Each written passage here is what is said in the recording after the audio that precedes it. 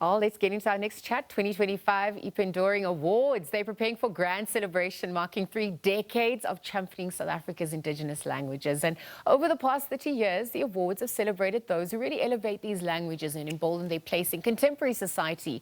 The upcoming ceremony will not just pay homage to the visionaries who have paved the way, but will also just remind us of all the significance of preserving and promoting our linguistic heritage. Let's chat further. We're going to be joined by creator and organizer Eben Keun. A very good morning and thank you for your time. Good morning, Liesl. Thanks for having me. Look, over 30 years in relation to our democratic project as a country, it's no small feat. And so we're celebrating the milestones. We're celebrating what's transpired over the past 30 years in relation to indigenous languages and promoting that. Do you want to reflect on what's transpired over the years? So what's interesting is that our indigenous languages are all protected by our constitution, but we as a society, that's everybody, your mother, your offspring, your business, everybody is responsible for ensuring that there's a role for these languages and that we celebrate that role of our languages. We believe that our indigenous languages is connected to the DNA of brand South Africa in a very, very real way. If we just go with where globalization takes us, we're all going to end up speaking English, and we actually lose a very important part of our identity in that. And I wonder if we can speak to that evolution of a contemporary South Africa. What is being reflected when it comes to culture, identity and languages and embracing that our mother tongue? I think that we've got so much to learn from each other. When iPendoring started out 30 years ago, it was only an Afrikaans awards program, and over the years it's become embracing of all indigenous languages. And we've realized that all these language groups have similar struggles and similar issues in promoting the place of those in culture. We also know that language is very closely linked to literacy. So scientists have proven over and over again that you first need to learn to read and write in your mother tongue, and then in English and other languages. Yeah, and I mean, it becomes important to understand who we are, our nuances as well. It takes us back to our history, modes of recording as well, because a lot of it it wasn't perhaps written, it was spoken, you know, so that also plays its role.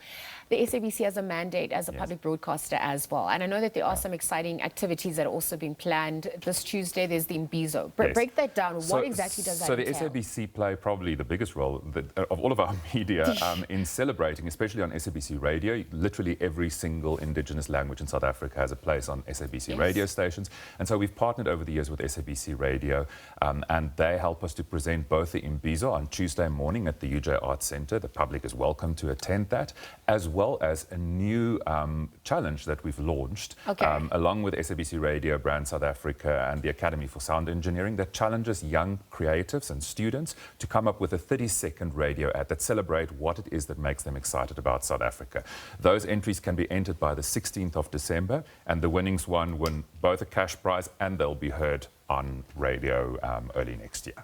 Okay, fastest fingers first at this point. Thank you for speaking to that. I know that this would also come with its own challenges as well. We're living in an AI-influenced world. We're living in a digital age as well. Talk to us about those pros and cons. How iPendoring also aims to mitigate a little bit against some of that. So on Tuesday morning again at this Imbizo, we actually speak exactly about that, about how technology can help us to secure a future role for our languages. So we've got people who've developed apps that help kids with literacy. We've got the role of AI that we're investigating. We're also talking about the very important challenge that we've recently had in South Africa. There was an investigation by the Competition Commission about what role international technology companies play and how they've actually disadvantaged our local media. So we unpack that as well in the session. So all of these exciting things that influence how our indigenous languages flourish or not are being investigated in this Imbizo. And that's the power of collaboration as well. Absolutely. That's with all stakeholders, especially incorporating the next generation as well, that intention. Sure, and we actually look at the future of language.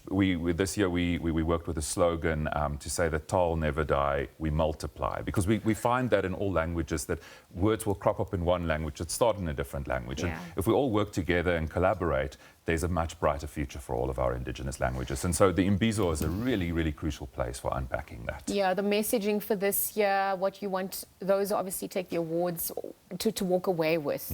What's that baton that you're handing over? So we really want people who win a Pendurum Award are really people who master the craft of creatively going about a language. It's not speaking it, it's not translating it, it's about conceptualizing new ideas in a language and really helping to take those languages forward. Well, the work must be done well with all of us in mind. Thank you for your service. Eben Keun talking to us about the iPendoring Awards kick-starting next week. All those activities from the Mbizo to the radio challenge, as he highlighted there.